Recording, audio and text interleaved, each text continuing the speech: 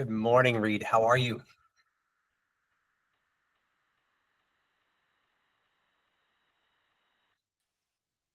Good morning. I am doing all right. How are you? In the dream, my friend. I am very excited to chat with you today. So I really appreciate you showing up. I really appreciate you making space for me. And Of course. we will start promptly to respect everyone's time. I know there'll be stragglers kind of coming in, but Uh-huh. very excited to dive in today.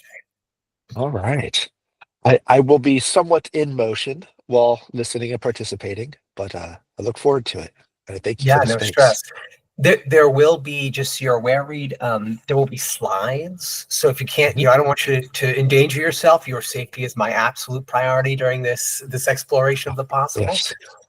But I will also be after the fact sharing them, and we'll record it. So don't stress if anything comes up or you miss, or feel free just to you can always just DM me after the fact if anything really strikes you and you can't engage while you're driving. Just very excited to kind of share. Really. Thank you.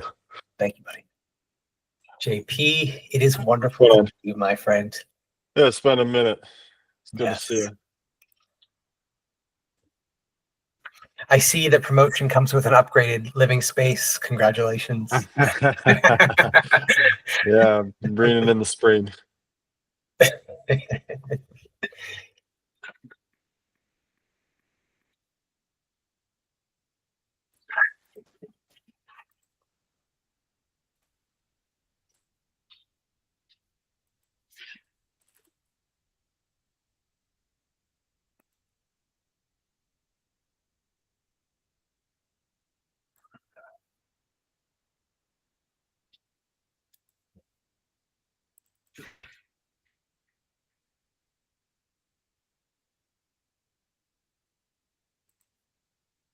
All right.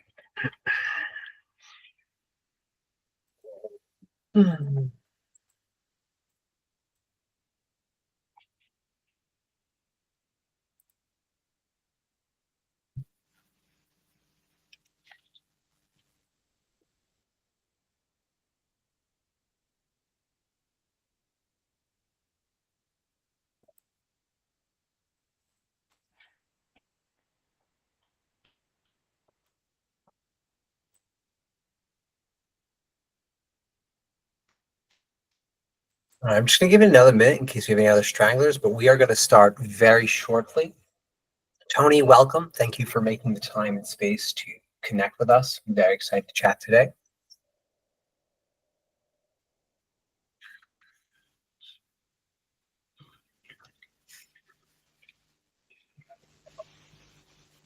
Eloy, welcome.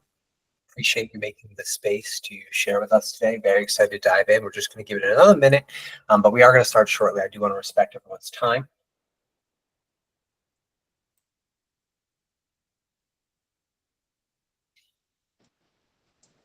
Cool. Look forward to it.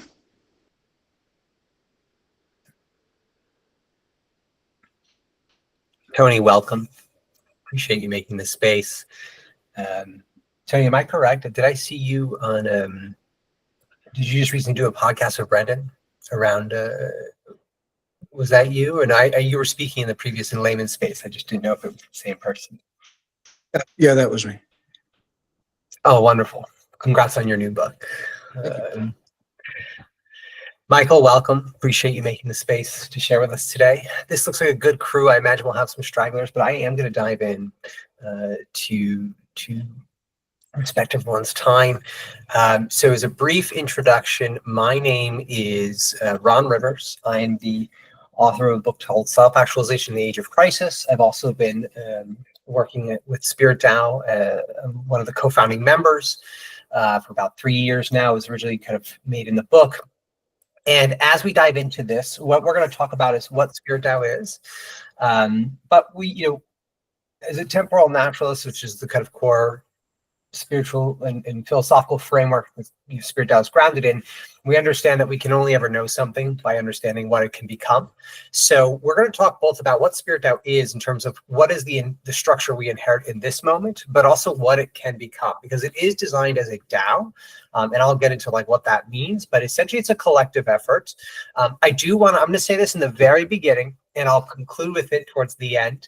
I do want to make it absolutely clear from the start that I personally have no financial incentive from SpiritDAO presently or historically. I have made a penny off the book I wrote. I actually donated to the nonprofit SpiritDAO, and SpiritDAO is a community. So I just want to be very clear. So there's no misconceptions about what we are and are not kind of sharing and exploring today.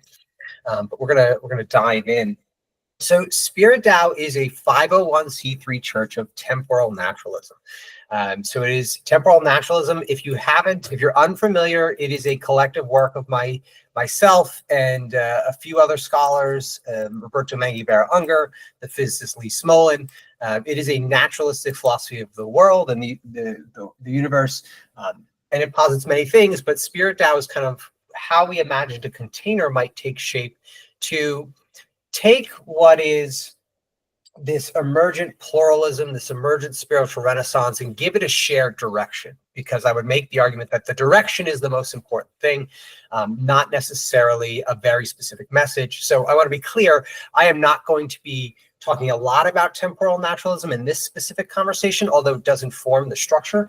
If it is of interest, I'll just throw in, there's a YouTube link I just threw in the chat. You can open it. That was the talk I gave last week around temporal naturalism. But to dive in, we're going to just talk a brief about like what is SpiritDAO.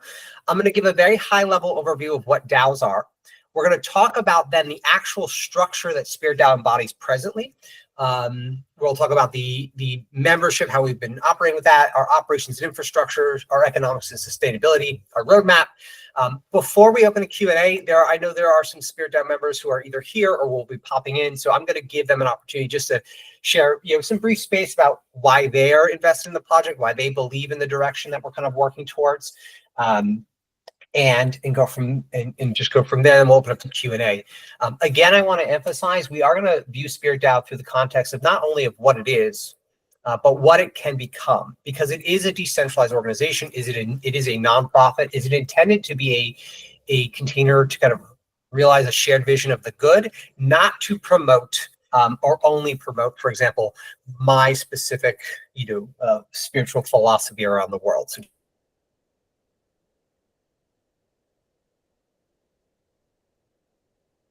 You're on mute, Ron.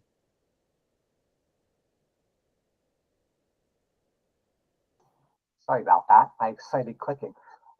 So we'll just briefly start with what is SpiritDAO. So what is SpiritDAO presently? It is a 501c3 nonprofit religious organization, the officially designated church, and it serves presently as the institutional embodiment of temporal naturalism. So it is a church of temporal naturalism.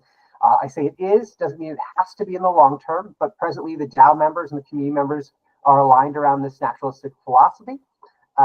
We kind of serve three core purposes, which is to spread spiritual alternative, our message of temporal naturalism and as other DAO members are joining, it's increasingly becoming a broader meta-modern spirituality vision to strengthen our community through infrastructure and to further the 8 dignities. The 8 dignities are our spiritual structural projects. So one key component of temporal naturalism is it makes the argument that our moral and material interests are inseparable.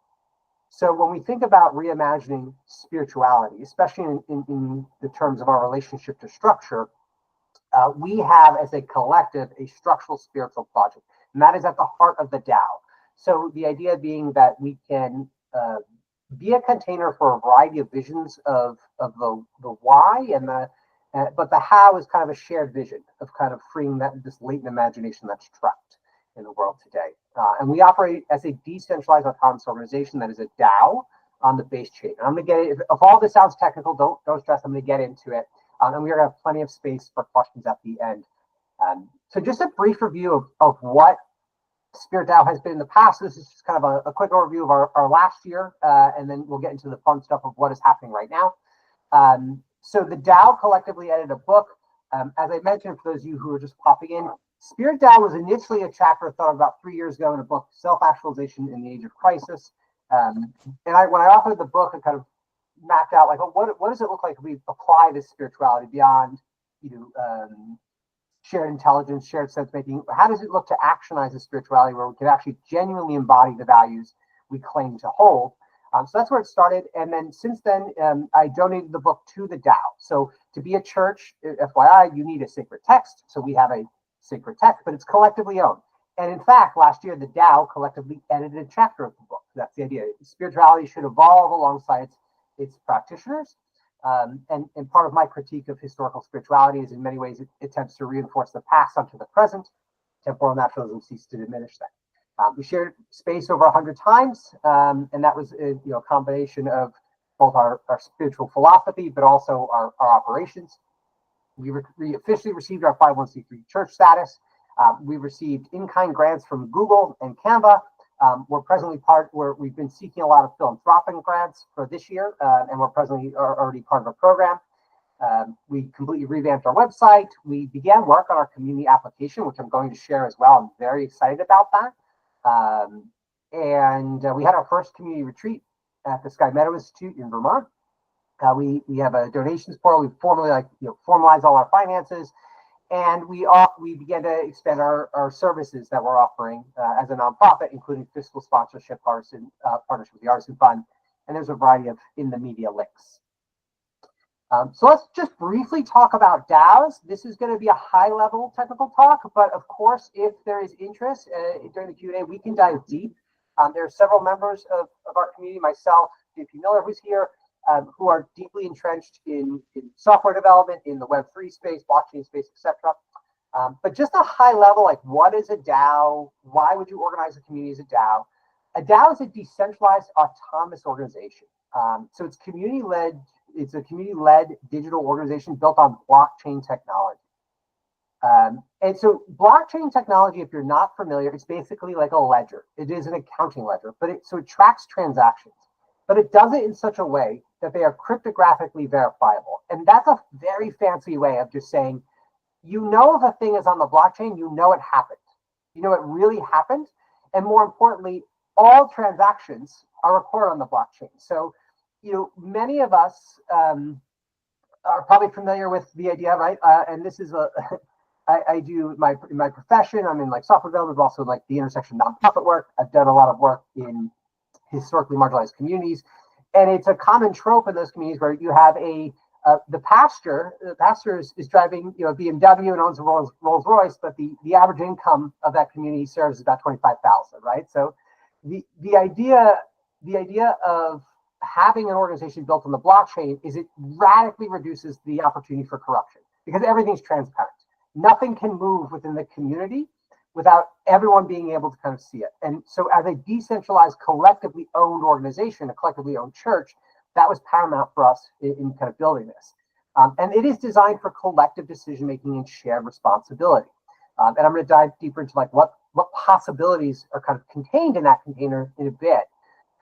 So why a church DAO? So, first is that transparency component I just talked about. We wanted to make sure that as we moved towards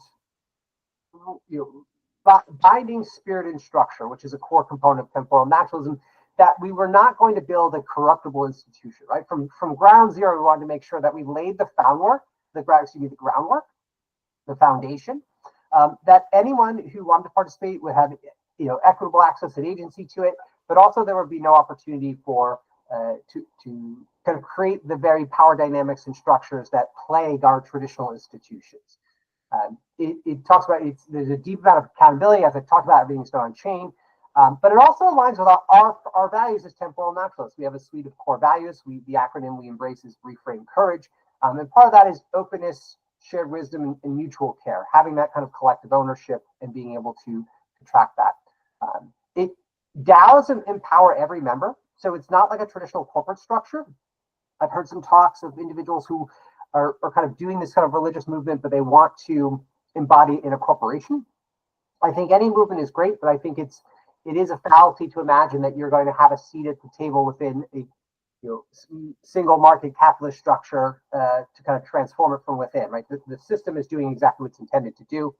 So we want to make sure that we are living our values through the empowerment of the individual, through the tools and structures we build for ourselves to do that.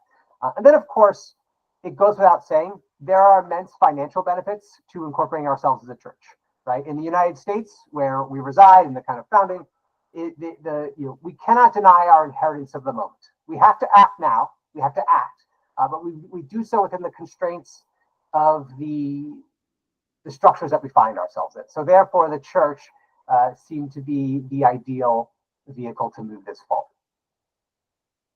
So I'm going to just talk about some key features of this is still what is a DAO? All right, so what is actually we talked about the high level stuff, but what does it actually mean? So first and foremost, it's on-chain voting. So we categorize our votes and we do them on-chain. So there's a voting blockchain to avoid the possibility of corruption of the votes, to avoid some of the shenanigans that we see in present day politics. Having votes on-chain, unique IDs for each person, really allows every person to participate in that decision-making process. I'm going to talk a little bit more about how we empower greater access and agency in that process. But also, what is incredible about DAOs is that it allows for the tokenization of assets. Basically, what that means is as we collaboratively and collectively create value within our community, we can put that value on chain and then distribute it amongst our members, depending on what it is. So the idea is that as a community, we have to, well, let me add a little pretext. I'm going to just share kind of a personal opinion on this, but I believe if we're genuine about making this a movement, right, beyond this circle of 150 Limiconers, who many of whom have kind of connected in the past, there has to be an element of scalability to it. There has to be an element of value creation and kind of an attractor that brings people into it.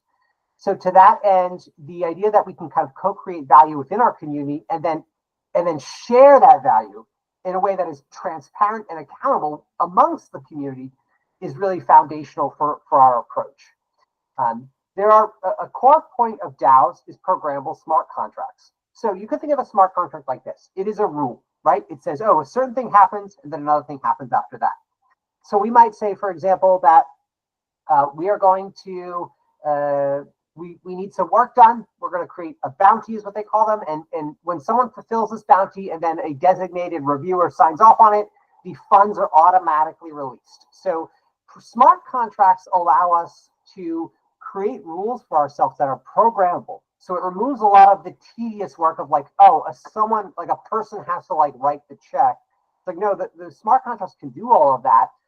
But also it can automate things like access, agency. It can give additional tooling. So for example, you might complete our onboarding within our app, and through the onboarding person, which is a very one-on-one human connection, when you are done, when the onboarding pod checks off that you've done that, you automatically get dropped a separate token that confirms that you have completed the onboarding and gives you greater agency and access within the community because of that. And the beauty of it is they can be, if we don't like the way they are, we can rewrite them, right? So a DAO at its heart is a self-changing system. It is not a single way of thinking about the world or operating. It is a system that allows itself to transform itself. Change changes, right? That's the nature of the infinite material reality. Intercommunity currencies. So it supports, we have intercommunity currencies, and I'll dive into what that means in a bit, but it basically supports our collective resource sharing and collaboration across communities. Adaptability, right? So DAOs evolve to meet our needs as we grow. That's the whole point. It's not a static form. It's not a corporation where there's some people in charge and everyone else is kind of at their whim. In a DAO, the leader is the person who knows what to do next, right? They're the person who is able to take the harness and take the reins and move forward. DAOs are also future-proof. What I mean by that is that they're built to adapt, right? So again, ensuring our governance remains aligned with our values. As a spiritual community, that value orientation is so paramount, so foundational. So we want to ensure that at any time, if members feel that a process is not aligned with those values, it is able to be transformed. And then finally, collective agency, right? It's a living system, and it empowers any member to kind of act in their own direction in alignment with our shared vision. I like to say that DAOs allow people to work, get the work done, right? To do the work without confining them to a specific way of doing it. Right. So I think many of us who've had experience in corporate America, we understand that oftentimes you want to do the job, but not only do you want to do it, but you have to do it a certain way. And that can be very frustrating for many people. So we want to kind of eliminate that. So now I'm going to talk about our membership, like what SpiritDAO has presently set up. And our membership, again, this is all subject to change. This is just kind of how we've done it. So traditionally, 2024 was a really foundational year for SpiritDAO because we had this proof of concept. We built out this whole system. But if I'm going to be super candid with everyone, it wasn't enough, right? Web3 technology, blockchain technology, if you are or are not familiar, is cumbersome. It's kind of tedious. It's difficult to use for technical people. So if you are non-technical, it actually serves as a barrier to participation. So initially when we had thought about the membership, we initially had like a free tier, we call it Proof of Curiosity, that still exists. And then we had these paid tiers. But since we've kind of like pulled back from that, because the paid tier, in my opinion, conflicts with our core value of equity, which is fairness in our personal and systemic relationships. And we don't ever want to exclude someone from the community because of their finances for whatever reason. So what happens today is in the app we're building, and we're going to show you, when you sign up, you are airdropped a Proof of Curiosity token. That's this one in the sand real quick. And it provides like general access to our chats, our forums, etc. And then as you participate in certain directions, you build specific member tracks. So it's kind of like a choose your own adventure. As you participate within the community, your access and agency expands within a specific direction, right? So it's not that you get access to everything. So I'll give you a very specific example. If I am working on the developer pod, I, over time, will have a greater access and agency in determining the direction of that pod than someone who is working on the message or marketing pod, and vice versa, right? Like, so we don't want, we want to empower the people who are doing the work in alignment with the values, and DAO gives us a way to do that. And then, like, tithing donors have a specific track as well. Presently, our thinking is it's going to be invite-based, kind of like very grassroots, viral, like I invite some people and they invite some people, but the future is to kind of make it more open. One concern I have that is top of mind as we build this community is that we are now living in this world of like agental AI agents. So how do we ensure a proof of humanity? That's like where that like one-on-one personalized onboarding and that like one-on-one invite method, that virality kind of grounds our approach. So it's just our way of thinking about it. But again, I want to emphasize what the DAO is today is subject to change, right? As our membership expands and as we kind of experiment in different directions. Our onboarding process is pretty straightforward. We have three kind of onboarding phases. They're all like human touch points. So the first part is we talk about like our core purpose, principles, values, and missions. We don't necessarily, to date, we haven't even thought about like picking anyone out. The idea is that members will self-select out if they're not interested in the process. After that kind of first focal point where we kind of go over the value orientation, then we talk about like the tech in our second one. So like, what are the tools we use and how can you use them to accomplish your vision of the good? And that might mean, it might mean spinning up a community for yourself. It might mean like your own community of people that you kind of want to have within the SpiritDAO network, which I'll talk about what that looks like later. It might mean contributing to the larger mission and vision of the organization as a whole. And then the third phase is this kind of like team and community practice where you meet other members and we orient around a direction. So, hey, you want to contribute in a specific direction. How do we empower you to do that? Give you the tools, give you the resources, etc. And then you're in. You're a SpiritDAO member like the rest of us. And what is beautiful is we're still at like this fledgling stage. So I want to make it clear that you're not entering an organization if you join SpiritDAO where, let's say me, right? I'm one of the founding members. I've probably put in the most hours in terms of quantifiable hours of work. I don't have any more voting power than you do when you join. Now, that could be good or bad, right? We have to kind of figure that out collectively. But the idea is it is a DAO. So we do have a kind of structured voting system. And we'll talk in the future about how we can amplify voting in different directions. But I'm going to dive into our operations and our infrastructure. So like, what does it look like? So what you're looking at right now, this is our present operational map. So my background, I didn't really talk briefly about it. And for those of you who have joined late, again, my name is Ron Rivers, co-founding member of SpiritDAO. I'm an author of Self-Actualization Needed Crisis, but I've also in the past been a founder with an exit. I served as a nonprofit executive director. I'm presently, for my profession, I'm working to build public goods, where I'm partnered with the Austin Housing Coalition in Austin, Texas, to leverage AI for affordable and income-restricted housing access. So I understand, to some extent how organizations have to operate, and part of that is, of course, sustainability, right? So this is our operations map. We just have a bunch of capital inflows through direct donations, grants, sales of our artifacts, member services, member donations. We are a church, and we are a 501c3, so donations are tax write-offs. And I'll explain what happens to the donations because I think we have a really innovative model. But the idea is that we have kind of these three core purposes. How are we spreading our visions of the alternative, right? I would make the argument that our greatest problem is not that we're here in this moment of crises, but rather that we've lacked viable alternatives. I strongly believe that temporal naturalism provides an alternative. You may believe that your specific orientation does. Either way, we kind of want to spread that message. We want to build member utility. And then the 8 Dailies, which is our spiritual structural project, is at the heart of our efforts. And that is a core component of our operations. To understand how work gets done in SpiritDAO, it's pretty straightforward. You may be familiar with sociocracy or this, we call it pods, basically. So it's basically little working groups that are kind of empowered in their own way. So you have SpiritDAO, that large blue circle. You have a large kind of umbrella organization or wrapper. And then what you have is you have different pods. So to start a pod, you need at least 3 people. And the way it works is every pod has a kind of like own internal wallet, if you will.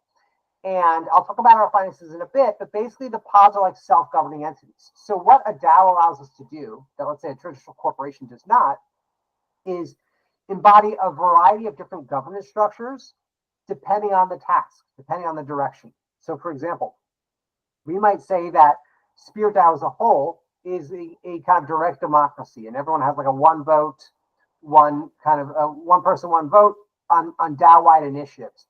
And some pods might be a republic where like the development pod, maybe we have a team of expert developers who are also training like more junior devs. That might be like a council of people who make decisions, and then everyone kind of rallies around it. We might have a pod that manages physical property that the DAO owns, right? Our intention is to acquire property and have that collective ownership through the nonprofit of that property, like a retreat space. So that might be a more like, how do we say it? Like a monarchical, organization. There would be someone who manages the property, and they are in charge, right? And they're getting compensated for their labor, but they're ultimately making the decisions because they have to do a lot of things that go with managing property, paying the taxes, maintaining the property, etc. There's a lot of moving parts. So there may be a need for that kind of custom governance structure. And that's where those smart contracts come into play, is that we can program. Again, we're coding the rules for these specific pods, and we can do that in any way we want. Our imagination is the limit, which is why many of us are so enamored with the kind of DAO space. Decision making in the DAO is pretty straightforward. We have a process. That's this proposal process you see on the screen. There's like a general idea. We have what you're looking at is snapshots of our app, but I will do before we pass into Q&A. I'll do a brief live preview of the app we built. So one of the things I mentioned earlier about the scalability about the vision is that we have to be able to meet people where they are, right? When we talk about like doing this transformative work, it's not enough to like sit in our closed circles with our fancy language. We have to kind of be able to meet people where they are when they need that support. So our app is mobile first. That was kind of key transition. And we've also abstracted away a lot of the process. So whenever you're doing something on chain, you have to like sign off typically with a wallet. We've replaced that with passkeys. But what you're looking at right now is our decision-making process. So like the forums, we have built-in templates to make it super intuitive to actually contribute. When the way membership is governed. So you see this like in the middle right here, this green and blue, this SpiritDAO forum. What this does in the app is it actually only ever displays the forums that you have access to, because every pod, I imagine, will have different forums and different chats. We'll have a general, but then you have like the pod specific ones. So in this specific example, I'm part of the general pod and the executive, or the general community, and I'm also part of the executive pod. So I have specific threads based on that I can see based on the tokens that I hold. There are in the app. There's a live thread I cannot see. It's the development pod, right? So for testing, I'm not part of the developer pod, even though there is a forum that I cannot see. That's the whole part. So basically, you find some people, you get this idea, you propose it. There's kind of critiques and community feedback. When it's ready, it's put to a vote. If it passes, the finances are moved from the DAO community pool into the pods pool. And then there's kind of like milestone-based ways of tracking progress and kind of aligning towards that vision. I'm going to super high level. The DAO tech stack is pretty straightforward. We're built on a layer 2 where we use a lock protocol for memberships, hats for role access, and then we've kind of created some custom smart contracts for the app. I'm not going to spend too much time on this. If tech is your thing, just talk to me after. We have embedded SenseMaker AI. SenseMaker AI is our custom AI. We've trained it on 60 different religious texts. It is including the complete works of Temporal Naturalism, which is about 10 different books. So it really does provide a robust way of kind of making sense of the world and thinking about how our philosophy and practice relate to our efforts. It's embedded in the app. It's available on our websites. And it's also in the future, we're going to be making this more agental AI. So how do we kind of have a back-end AI that's kind of doing work, suggesting things based on community feedback, etc. So how are we like operationalizing this AI to further our shared vision and purpose? This is a sample of like what weighted voting might be. So, you know, one of the challenges with like a lot of decentralized communities is, well, historically they've been dominated by financiers, right? So like you would sell voting right, you would sell a token, and that token would count as your voting rights. But we are a 501c3 nonprofit, so we cannot sell a token. That's a security. So we have two tokens that I'll get into. One is time bound, one is capital bound. But the idea is that we want to create ways for people to have greater voting agency in the directions they're contributing to. So we can program into things like additional voting weights, if you will. So maybe if I work for a year or two in the development pod, I'm building the software that we're using, I might have a 1.5 vote in the development pod direction. That every vote I cast is worth 1.5 votes compared to someone who does not. This is all experimental, but we're kind of really playing in that development space and that creative space for how we empower greater access and agency within the community. I want to talk about our economics because our economics are important. They are a core part of any community, but especially a DAO. We have two tokens. So the first token is we have a system token. The system token is completely fiat bound. It's bound to the dollars in the nonprofit's bank account. Okay, so we never have more tokens in circulation than we actually have dollars. It's not something we just issue willy-nilly. Because we are a nonprofit and because everything is on the chain, we want to keep it really high level. So the system token is fiat bound. It's redeemable, which means you can use it to purchase things. You purchase things. You can trade it. It's transferable. You can give it to other communities or pods or people, and we use it to kind of purchase things within the community. We also have self tokens. Self tokens are time bound tokens. So self tokens are they're redeemable for things. So you can like acquire unique artifacts with them. But they are not transferable. So the time you put in is yours alone, and it can be leveraged for governance. So we're exploring right now the idea of like, oh, maybe we stake our time-bound tokens for greater governance rights in the future. So you contribute time, and you lock up that time you contributed to a specific direction. This is how we're thinking about the tokenomics. And again, I want to emphasize, as I've mentioned for you who's just joining, we talk about SpiritDAO both in the context of the moment we inherit, but around what it can become. So this is kind of how we're thinking about the tokenomics, where we are a 501c3 nonprofit.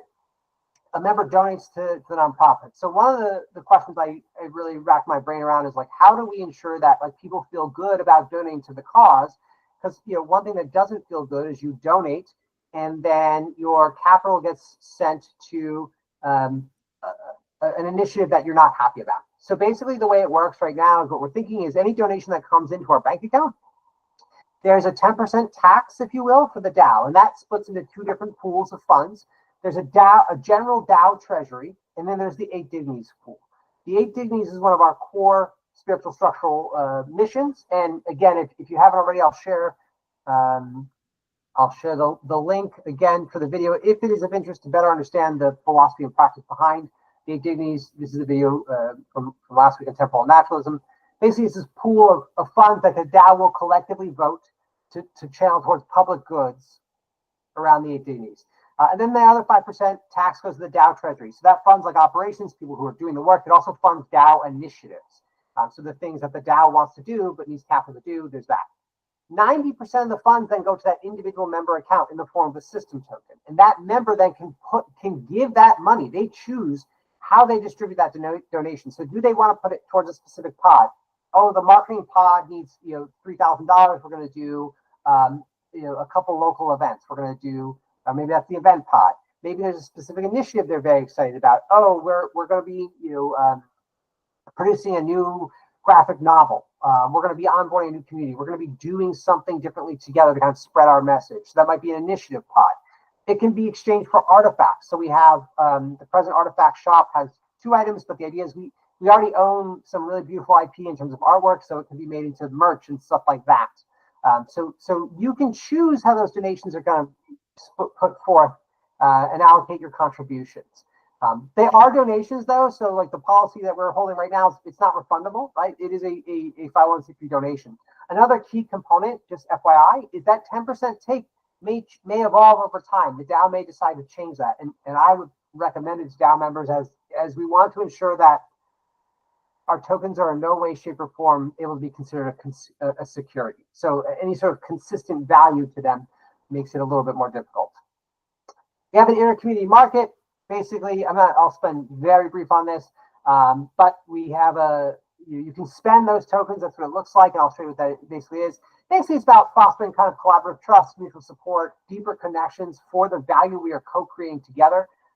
It gives us some autonomy in our efforts. Everything's transparent and accountable. As I mentioned, it's all on the blockchain. And again, it kind of facilitates broader collaboration.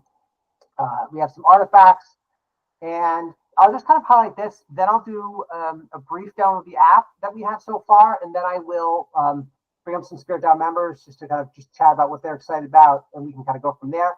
Basically, our sustainability plan for 2025 is to increase our footprint with traditional philanthropic grant-making foundations. It's tough in the current political climate, but we're already part of an accelerated cohort with the Greater Sum Foundation. We have 8 live applications and letter of intents out, and we received in-kind grants from Google and Canva in the 6-figure range. We want to expand our service expansion, so we have fiscal sponsorship. So if you're not familiar with that, it basically means if you're doing work that aligns with our values that could be considered nonprofit work, but you don't have a year to wait for your nonprofit certification, we can allow you to accept donations, and then our nonprofit takes a small cut of that. And then the community app we're building. So the app really came from the tensions we just found in our own space with the tech, but it's likely that we will spin it off as a product that and kind of offer a managed service where the DAO and the nonprofit have a revenue stream. And in case there is any confusion, nonprofits can generate revenue, they can generate profit. What they cannot do is do dividend distributions. So again, if we're building a sustainable organization, I think capitalization is paramount to that. So building of products is central. Artifact expansion, like I talked about, local events and chapter infrastructure, and ideally we do another end of year conference. Our areas of improvement for sure, there are many, but one is our social media management and expansion. Right now, community members are kind of, life happens, and it's not many people who are contributing towards the direction actively. So that's a huge area of improvement. A more proactive approach to member expansion engagement, more community events. Definitely, we could strengthen our rituals, our creation of practice around temporal naturalism or other philosophies that may come into play. And then finally, fundraising. And this is just a brief of our roadmap of kind of where we found ourselves. So I'm going to pause for a moment, do the app demo, and then we'll dive in. Let me bring up this window with the app. One sec. Yeah, this window. Okay, let me go and shut this off. And all right, let me share my screen. This is going to be on my local computer right now, but so what we're going to do is, let me also zoom in so you guys can see this.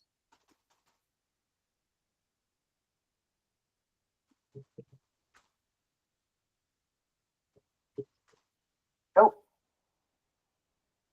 What am I doing? There we go. Okay. So I'm going to load this up. Now this is designed to be, it is mobile first. So what you're going to see happen, let me just go here and reload it. So this is what happens. Normally what you would do with this entry space is you would enter, and because we use wallets, we have these unique cryptographic IDs, you would use a passcode on your phone. So it sends a message to your phone, you do your little swipe, And now you're in your own kind of personal. Let me see. All right. You know what? I'm going to take us off this view. There we go. That's a broader view. If I could see that it's not super expanded. But basically, we have a full identity profile. So you have like your own profile. You have an artifact shop. This is going to show you just like a marketplace that we can kind of add items. The idea is collectively, if we're building creations together, you can use our collective community currencies. This is functional, so I'll just show you what it looks like. I add a book to my cart. I say, oh, I want to use my self tokens for this book. I approve it. You can't see it right now, I realize, but I have a pop-up message that's asking me if I want to confirm the transaction. SpiritDAO pays for the transaction fees. There is a gas fee with cryptographic transactions, but we have a pool of money from Coinbase that we're using to pay for it. So you have these custom chats. The chat is, again, tokenized. So you have a list of chats when you open up, and depending on which communities you are a part of, you can access them. So there's a general and an executive pod, and then the same thing with the forums. And our next kind of before we launch the app, there's only two more things we have to get done, and then anything after that is just sweet spot, which is we have to do voting and then bounties. Like how do we present work? So basically, again, this is all token gated. There's because my wallet has 2 tokens in it, I can see these, but there is a third form. So if I had an additional token, I could see the other token, and then I can click on any of these, and it dives into the threads.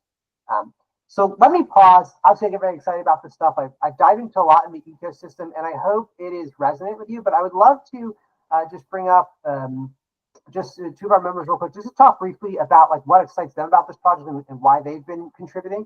JP, do you mind just saying a few words first? Hi, everyone. Good to meet you. I'm JP Miller. I've been part of SpiritDAO for about 2 years now. I've been on a long spiritual journey in my life. When I was 19, I got recruited into a fundamentalist right-wing Christian organization and spent 11 years. I was ended up being a preacher in that organization, and just found that the vitriol and the bigotry and all the hatred was it was vile to me, and just came to a day where I could no longer stand it, and walked away. And for a long time, it was kind of loose in the wind with my relation to spirituality, and didn't really know what to make or to think of it. And through a number of experiences, a lot of reading, a lot of studying, some psychedelic experiences, helped me come back to a place of a recognition of a deity, and a clear understanding of spirituality, at least what it means for me. And for me, that it comes from a place of love and community. And the thing that draws me to SpiritDAO is the emphasis on creating a place for people who feel a pull to a spiritual realm, or a realm that's beyond our everyday existence, but don't recognize the constructs of the dominion culture that we find ourselves in. And SpiritDAO is offering a path of many potential paths out of the dominion culture into more of a partnership culture. And that's what draws me to the SpiritDAO, just the community that we're building, supportive people who are open to other communities that are also interested in partnership models, and exploring our way through this age of crisis that we find ourselves in, as described in the book. So SpiritDAO for me has been very, very meaningful, helped me through some difficult parts of my life, and I greatly appreciate the people and the friends that I've made here. And Appreciate the opportunity to speak. Thanks, Ron. Thank you, JP. Mhm. Steph, you want to share a bit? Sure. Hey everyone, I'm Steph McCurdy. Hey Tony, hey Mariah, hey JP, hey Ron. I am let's see. I've been attracted to SpiritDAO over the past few years because of the willingness to explore what it means, what spirituality means, and what does it mean in the time of change. And the approach taken from SpiritDAO has kind of put on the map a way in which we can approach spirituality from a very from a place that I can trust, and in a way that I can trust, in a way that I can play and explore and network with others, so that I can make my own meaning in the process of starting to see what other meaning making ontologies and frameworks are, and poetic faiths for those who think about those types of things. And so it's opened me up into a community of people who are exploring these paths. I very much consider SpiritDAO a playground in which we want to start with the right infrastructure and primitives to build up from. And those infrastructures and primitives are unfolding as we build with them. And so we find ourselves, I think, in a we're like almost there, technically able to lay down a great foundation between legal, technological infrastructure, and then kind of spiritual frameworks that are open-minded and have enough wisdom from the past to be able to kind of develop and evolve in ways that we find wise and keep and transcend with, or include, but then things that we want to transcend past. So SpiritDAO has a lot of those ingredients, and I think I keep coming back to SpiritDAO as a place to put those into meaningful action and manifest actually in the real world. So that's what SpiritDAO is to me, and kind of it is a platform and a way of thinking and a way to bring way for us to do this in the right way. Appreciate that stuff. The right way. Ryan, you want to chime in? You're on mute.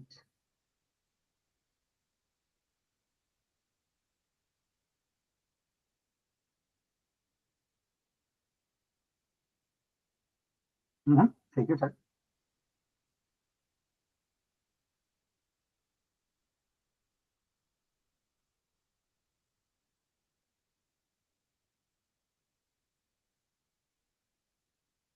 Ryan might be frozen. So while we are waiting, does anyone have any questions or anything you want to dive into? Yeah, Tony, please.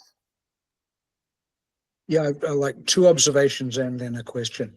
Observation, I had a look at the Temporal Naturalism website. I'd seen it before, but I had a closer look just the other day. Really appreciate the aesthetics. Seriously, it's a very consistent style. It's very intriguing. I want to know more about that stuff. Following on from that, the observation, you alluded before on to the ongoing project of creating the Poetic Faiths anthology. The first issue has just come out, or the first volume has just come out within the past month. I'm now very enthusiastic about speaking with yourself or perhaps some of the other members towards, I'm not sure whether it would be most appropriate to frame it as SpiritDAO or as Temporal Naturalism, or whether there's a meaningful distinction there. But either way, what you're doing here is very much within what I would think of as the Poetic Faiths umbrella. So I think that this project should be included in one of the future volumes.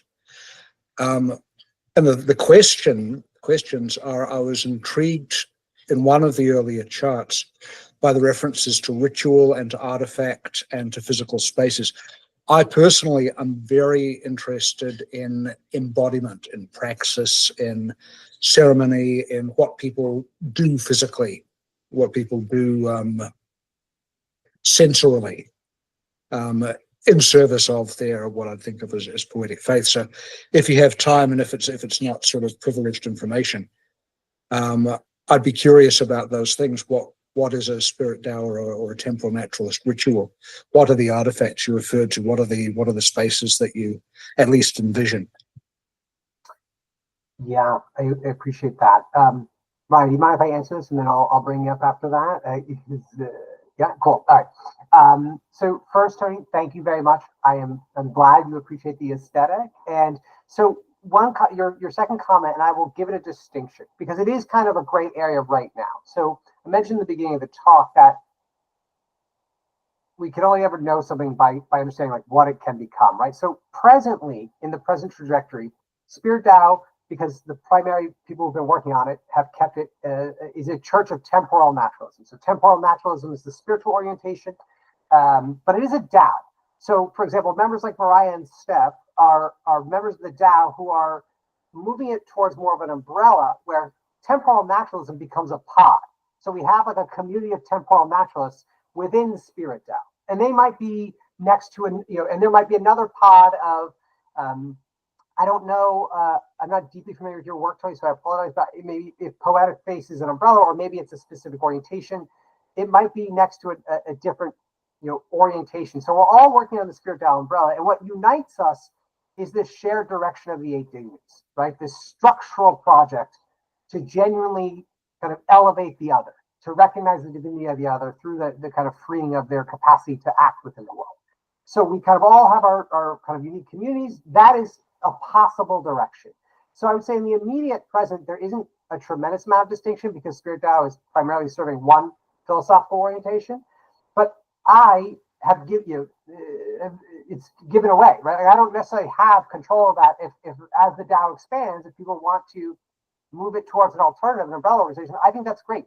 And I think we're more powerful together in kind of realizing the structural project, which, from my perspective, I'm less concerned with someone believing me or agreeing with temporal naturalism than I am in realizing the 8 dignities, right? The structural component of our spiritual work, because I'd make the argument that collectively, in terms of human population, there's very few people who can participate in this kind of intellectual agenda we find ourselves in at Limicon, right? So what does it look like when we free that imagination to participate through unbinding their rights from their birth lottery, from the state they inhabit? So that was a long answer to that second point. And in regards to the third question you mentioned, like, can we connect? Absolutely. I would love to connect with you, learn more about your work, and kind of, if we want to, if you want to talk about SpiritDAO, the poetic space thing, I mean, so happy to contribute in any direction, shape, or form. And perhaps as you build, I heard you talking in your conversation with Layman the other session about how a lot of your work has been done independently. So I think that's a really fascinating thing. I would just kind of love to learn more about your journey as well. So appreciate that feedback. Did I answer all of your questions before I pass it back to Mariah? I'm sorry. 2 of them, certainly. The third one, the question was about just basically examples of your praxis of ritual and aesthetic and artifacts, those sorts of things. Yeah. So great question. So ritual, to be candid, like we don't have too many active rituals. Like, so there's a lot of traditional rituals, right? So sitting, meditating, yoga. So temporal naturalism places an immense emphasis on our imaginative capacity to kind of create novelty in the now, right? Because we argue there's 2 observable infinities, and the alignment of those, that kind of creation is when we're most godlike. So we don't have a ton of ritual structure. In fact, one of my first rituals was one that Mariah participated in design that I thought was just phenomenal. But I, like you, Tony, have kind of been, I'll be candid, in my personal life, I'm kind of hermetic. I have a partner and a young child. I kind of just do the thing. I do my own practice. I don't do a lot of group work. So it's a huge area of improvement because I know that is so resonant for so many people. But I think I have a lot of strengths but that kind of creative, imaginal in that direction of the ritual is not necessarily one of them. So I want to be candid with our weakness in the concept of how we do it. I think for many of us, our rituals is kind of I would say is in some ways an act. In terms of the artifacts, we have two present artifacts. We have the book Self-Actualization: The Age of Crisis, which originally I wrote, but I donated to the DAO. So it's the DAO's book. It can be collectively edited. I don't own the rights. I haven't made a penny off the book. And then we have a graphic novel we kind of collectively like edited about a year ago, but we never formally published it because, for example, the structure that it's contained within today is not an accurate reflection of like what we're actually building. So what I'm very excited to do after the app is released in like the next couple of weeks for our community is to redesign that graphic novel and then actually formally produce it. But the hope is that like collectively the community would produce artifacts. So for example, like I understand firsthand writing a book is a huge undertaking and not everyone can donate that book. But ideally, like I would imagine that people are kind of co-creating towards this shared communal ownership. And hey, we're throwing these ideas out there. We recognize that they're bound to transformation, right? That's the nature of existing in a materially infinite universe governed by time and change. So right now we only have two. The other things I was thinking about, like with this artwork and the aesthetic, we can make a ton of merch, right? People like merch. So that's like an example that would be like exclusive to our community members. But my hope is over time that like pods and the communities are creating things, whether they be new designs or books or I don't know, objects. And then they're part of the artifacts that are kind of there. So it's very wide open. We have two in the immediate present, but there's a tremendous amount of space to play as we kind of get there. So let me pause. Ryan, I want to invite you up just to share any insights. Ryan's one of our newer members, but she's got a ton of insight and is very deep in the meta-modern spirituality work. So I'd love just any insight you have on SpiritDAO, what has attracted you, and what you're excited to kind of co-build. Sure, thanks, Ron. And I admit I can't see everyone in the call. I'm on mobile and I can only see the top 4 people here. And I had to re-download the app to be able to speak. So I'm back. I'm in Spokane, Washington, in the Pacific Northwest, and in the US. And I've always been interested in more democratic ways of coming together, and I've always wanted to learn about DAO governance. I live in a co-housing community and that I helped to build here in Spokane, and I'm very struck by the similarities between co-housing governance and DAO governance. So I feel like I have a starting context, but wanted to get on the inside of an actual organization to learn the things it makes possible in terms of co-ownership. And I really like SpiritDAO's open orientation towards collaboration with other people's projects. And I think the vision for how to create pods within the umbrella superstructure is very viable and makes a lot of sense. And I really enjoy the people involved.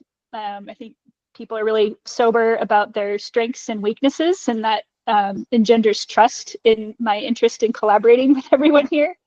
Yeah, I'm just really a linker and a networker, and have worked in a lot of coalition in my political life and my community development work over the decades, and really want to soften the edges of who's doing what and create a more fluid environment of inspiration and collaboration. And I think SpiritDAO is kind of a good backbone to lend some structure to that, to force people to ask disciplined questions about ownership and who's doing what when. And I think I'm looking forward to learning about how being on chain changes our relationship to that kind of information and shapes the space where we meet. And so that's why I'm getting involved. Wonderful. And I have an artifact I'm going to put on that artifact page. It is a little zine I published back in 2009 called the Spokane Blog Bible. And I rounded up 12 kind of urban bloggers in my city that were all writing on different topics. And we parroted the Bible, and we each were like a chapter in a little evangelist red cover gold print Bible book, and it was definitely a moment in history, and technology has moved on, and it's completely, and like 90% of those blogs don't exist anymore. So it actually fits the definition of an artifact. It was obsolete in just years after its creation. And it was kind of a dig at, digital culture and how ephemeral media is now, by trying to print a summary of what our blogs were about in this like collected little tiny anthology. So it's an example of, I mean, what else am I going to do with that? And they've been sitting in my garage for almost 15 years. So here we are. Let's have some fun with creating artifacts together. Love it, Mariah. I'm excited to do that. And ideally, what we'll be doing with the app is empowering people to like do it themselves, right? So it like doesn't have to go through. That's the key kind of component of it. It's obviously the self-management. I'm excited to grab one. I have some self tokens I've been saving, so I'm ready. And we'll have to do that. Any other threads anyone else wants to pull on? Any questions, whether it be tech related, SpiritDAO related? Of course, I'm happy to talk about temporal naturalism, but I have a question for Tony. Like, given the lack of established practice, what ritual would you like to offer such a group? But like, if you were just put on the spot and we said, all right, Tony, we're going to do whatever you have for us, like, what would be your initial offering? Funny you should ask me that right at this moment, Mariah. There's a concept that I've been just starting to develop over the past couple of days, really inspired by a lot of what we've been doing over Limicon. And it's kind of nebulous. I've been using various AIs to offer creative feedback and those sorts of things. It would be a structure established as a game, so it's a fun thing to do, that would involve gathering a number of ritual objects. And the concept is that you can use really anything you like, but it must be something that fits into the palm of your hand. There would be a specific number. These might be objects that could be gathered from around your house. They might require to go out into nature. The things I've been thinking of are pebbles, pine cones, dried flowers, candles, so forth. And then the game would be being asked and answering a series of questions that are designed to help people to, I don't want to say concretize, but help them to define their own very intimate, very experiential concept of spiritual praxis. Again, I don't want to say concrete, but in aesthetic terms, and in terms of things that can be done and things that can be tasted, and things that will cause sweat to pour from the brow, so forth. Experiential stuff. And then during the course of the ritual game, as you're answering the questions, you're also creating what I'm thinking of currently as a centerpiece, which would be an arrangement of all of these objects, so that each time you answer a question, you select a suitable object and place it. And so by the end of the session, which might run about an hour and a half, you've created this kind of assemblage sculpture that represents your new insight into what you might do going forward in this regard. So that's highly notional at this stage, but that's the sort of, I can kind of imagine something like that fitting what you folks are talking about, without knowing very much about the detail, because it's something that could be simultaneously a communal practice, but would generate a highly idiosyncratic and individualistic structure.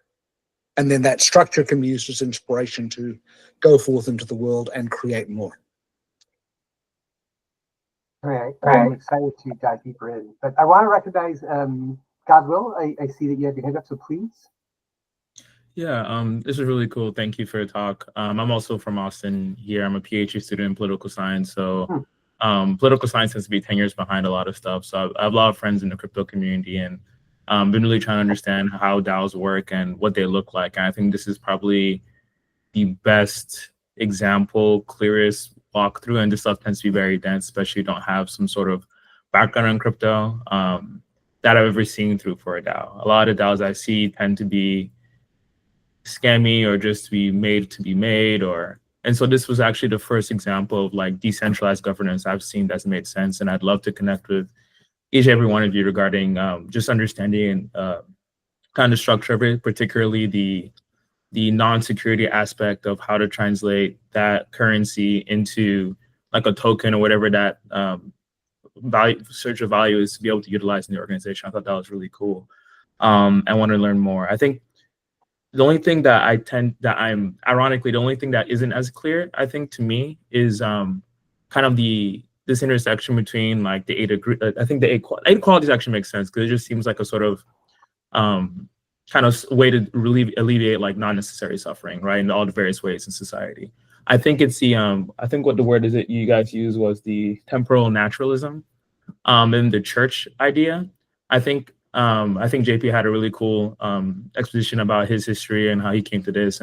But I'm trying to understand this concept of a church with this kind of more spiritual dynamic that's really clear in the name. And I think when I try and look at the, the temporal naturalism on your website, I'm wondering how does this look like being actualized in the real world? Because my name's Godswill. I come from a religious background. I don't necessarily identify Christianity as much anymore, but I'm just particularly curious as the big thing that Christianity or a lot like Islam, a lot of these embodied kind of communities were able to do was kind of serve people where they are. And also as a political scientist and somebody who works in politics, it's also trying to figure out ways we can better the world in the ways we can. And I'm just kind of curious outside the online community building space that you guys see SpiritDAO kind of actually making this mark, whether it's in Spokane, whether it's in Austin, or wherever else it may be in the world. Because obviously this is a mission without borders, and obviously with the spiritual dimension of it, maybe beyond time as well. So I'd just be curious to hear that and maybe connect more regarding how I could become involved and just learning more even on that level. So thank you, I appreciate it. Appreciate that, guys. Well, I would love to connect. I don't know if it's the best way for you to connect, for us to connect with you. Or if there's a community SpiritDAO email, I'll give you our Telegram if that's of interest, but would love to connect and dive deeper. To kind of answer your question, to your point, right now our present philosophy is, I'll just kind of give you a high level because we are in our infancy, so it's not like I have concrete things to kind of point to. But the vision being, like I have some political background, also nonprofit background. So the vision being is like we kind of exist in this space now where we can kind of, through the development of public goods, right, like protocols that have like no extractive layer, we can kind of build an alternative outside of the present arrangements. So our vision with like the church and so you were talking about like temporal naturalism. I don't know if you saw there's like a link. If it interests, I gave a talk that was really well received last week on temporal naturalism. It is a naturalistic religion. And you mentioned one thing, and it's for another discussion. But I personally would argue against the fact of anything being beyond time. I think that contradicts all natural observations of the world. But anyway, the point being is that our vision with the church is like, how do we develop a community where collectively through our own actions? So it's like you have this dual path of like, all right, we're kind of co-creating these spaces for communities to kind of interact, do events, create artifacts, etc., and create this kind of communal value. But a large part of that, if you remember the tax graph, let me go back to it, is right here, is that like through that value creation, we're intentionally doing a tax as the larger organization to fund these 8 dignities. So the idea is that like through our interactions, we're not saying like you have to work in this way. You can kind of work in any way you want, but what matters most, right, is not when we think about like change. All change is incremental. Like we can only do so much with our individual moments, right? But what matters most is like the direction of our change. So for us, like what we're trying to do with SpiritDAO is say, hey, look, we all have, there's a large meta-modern philosophical spiritual movement, and it's not important that we're all aligned. I am probably one of the more assertive, people in terms of philosophy in the space, but it just doesn't matter. Ultimately, it doesn't matter if you believe what I say. What matters is that like you agree that, hey, the 8 dignities is a project that could genuinely transform the human condition. And if you agree with that, and we give you an umbrella to kind of play in, and then your contributions, then we kind of pool capital over time. And then what we do as a DAO is we say, we all vote. And we say, all right, God's will, like you might come and say, hey, I want to do a project in Austin where, one of the 8 dignities is food and water. So we're going to build a community garden for this municipality, right? And we need X amount of dollars to fund it, and it would be over this amount of time. And here's the legalese, and the DAO kind of supports you in developing that project. And then we collectively vote on it. We say, yeah, we're going to donate. We have $10,000 in the 8 dignities pool. We're going to donate $8,000 to this public good. And the idea is that communal farm through that 8,000 will feed X amount of people for Y amount of years. And this is what I'm talking about, like building public goods. This is how, like, we're kind of creating the capital necessary, because in the traditional venture space, right, that's non-existent. Venture capitalists aren't building public goods because it doesn't provide return. So how do we create a vehicle that allows us to live our practice most fully? And kind of, Tony, this is when you talk about like lived ritual, lived practice, this is where I embody it most deeply, is like how are efforts actually transforming the world, right? And this is how I think SpiritDAO provides us a very unique and powerful vehicle to do it in a way that it allows us to collectively do it. And I think one thing, again, I want to emphasize is let's imagine everyone on this call joining SpiritDAO today. Well, we're all starting with equal voting power. Like, it's not like any of the veterans can say, no, God's will, it has to be this. No, it doesn't work like that, right? We have to all make our case. We have to argue together. We have to kind of find consensus, and then we move the funds to do that in such a way. So I hope that kind of expands a bit. But God's will, let me know whether it's DMing me on the high-low forums, which I've been having trouble with. So I don't know if anyone else has been having trouble with making posts, or if you have like a contact information, I could ping you. But would love to connect. Same thing with you, Tony. If you have the best way to contact you, we'd love to kind of dive deeper with you guys and just tease it out. And again, see you. Wonderful. Yeah, thank you so much. I know we're probably out of time. I don't know how to work that Limicon thing, message thing. Like I'm not good at that kind of stuff, but I mean, I'm like, this is huge to me because I don't think anybody else is doing this. I think there's also these like social entrepreneurship funds that I've been familiar with and so on and so forth. But again, they have that hierarchical like perspective, right? And usually there's a large pool donor, right? Mm-hmm. Whether it's like Adele or whoever it may be, no shade or anything like that. But there's not this sort of like incorporate like this way where money is brought to kind of fund social public goods or public projects that still has like a small d democracy feel to it.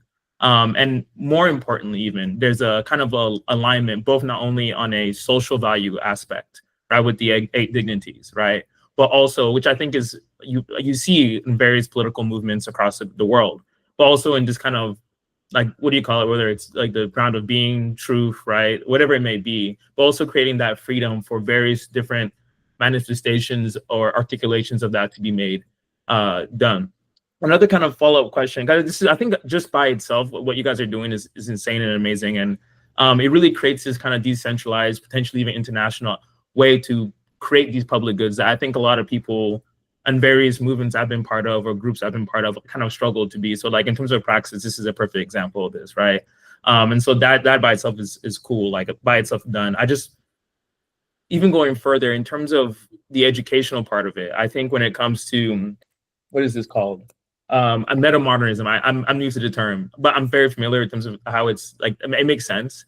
A big part of whether it's metamodernism or integral theory is kind of this aspect that people kind of meet where you are, and you said this multiple times in what you said.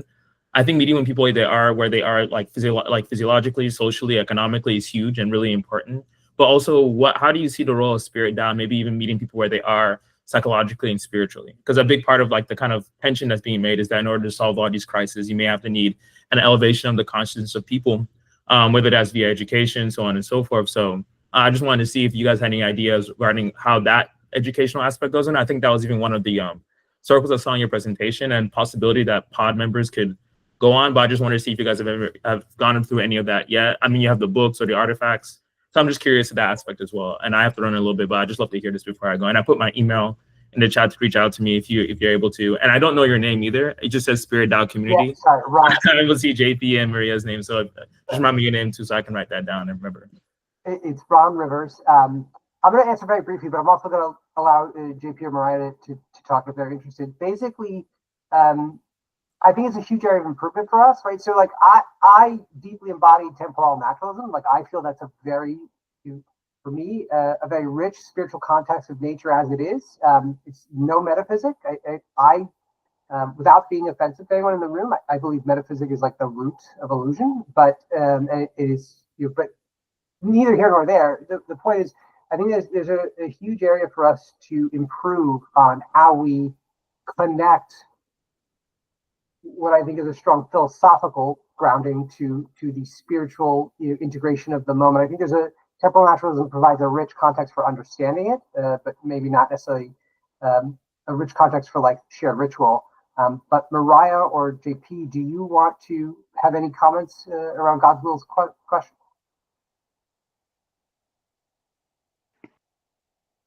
I haven't read the book yet, but in my own limited personal experience to date, I feel like I participate in personal integration, development, unfoldment, whatever you want to call it, in this kind of micro network through interaction with the other people in it. So it's not a formal program of development so much as it's an experiential reinforcement of developmentally healthy exchanges. Does that make sense? So the more time I spend around these peeps, quote unquote, the more emboldened I feel to pursue what I know in my heart of hearts is a good direction. And that sounds really vague, but I live in a pretty tough town, y'all. Like this, it's like me and one other woman are the only two people from Spokane in this entire conference. It feels like a desert out here. Like people are dropping like flies in my life. Things are pretty unstable. It's very politically mixed out here in Spokane. Like I am not in the ivory tower. I am not in a big city, and so I need like to have the energy and confidence of like minds in my mind stream and my space to help me boldly walk and not shy away from what needs to happen in all the ways that I engage with the world. Does that answer the question? Yeah, I mean, yeah, like you seem to be very tapped into whatever you call integrational practices, like ritual practices, like just into that, like my mom would call it divine wisdom, divine energy, divine power. Because that's ultimately what we use to kind of be able to continue on this path, especially in a place like Spokane. As a woman in my PhD program who came from Spokane, from underprivileged community, and she's told me stories about growing up there and so on and so forth. Like it can be a rough go. People get a rough go of it over there. So the fact that you're there and still building community. In fact, there are two people from Spokane here at this conference is actually super crazy to me personally. So that definitely answered the question. It's really cool just seeing people really invested in doing something great for the world, and holding space for all sorts of difficulties and things that come up with that. So thank you, Mariah. That was a really, really good answer to my question. Thank you. There's a real dope graphic novel too version of the book that highly recommend checking out. The artwork is absolutely beautiful. Sorry, and so when we email, sorry, JP, to interrupt you, but if you give me your address, I'll mail you one. We got some, so I'm happy to get them out to you. So when I'm in our emails, I'll just ask for your mailing address if that's of interest. And guys, well, one other comment, because Mariah just inspired it. In temporal naturalism, we have a suite of core values in relation, equity, reframe, flexibility, restraint, awareness, minimalism, enthusiasm, courage. And the argument I make in the book and in my lectures is basically, if you genuinely embody them, like genuinely, it creates a restlessness in you. Like you feel the need to act. And it's not a restlessness to be non-attached to. It's not a restlessness to detach. It's a restlessness to light ourselves on fire, right? Yeah. To act. And I think that's where like those 8 dignities come in. That structural component is like, it is not, for me, it is not realistic to genuinely recognize the divinity in you. And at the same time, have a structure of global society where dynastic wealth, where our birth lottery is the most important event in our lives, right? It determines our access, our agency in the world. That's not enough. So that's kind of where, like, I feel, and I get like very intense around it, but obviously everyone's going to kind of relate in their own way. But I just wanted to share it because Mariah's point was resonant about that. So yeah. Any other threads before we close it up, guys? I have time, but there is if not, we can wrap. This has been wonderful, and I deeply appreciate all of you so much for just being here to kind of explore this with us. Thanks, All right. guys. Thank you, Thank you. guys.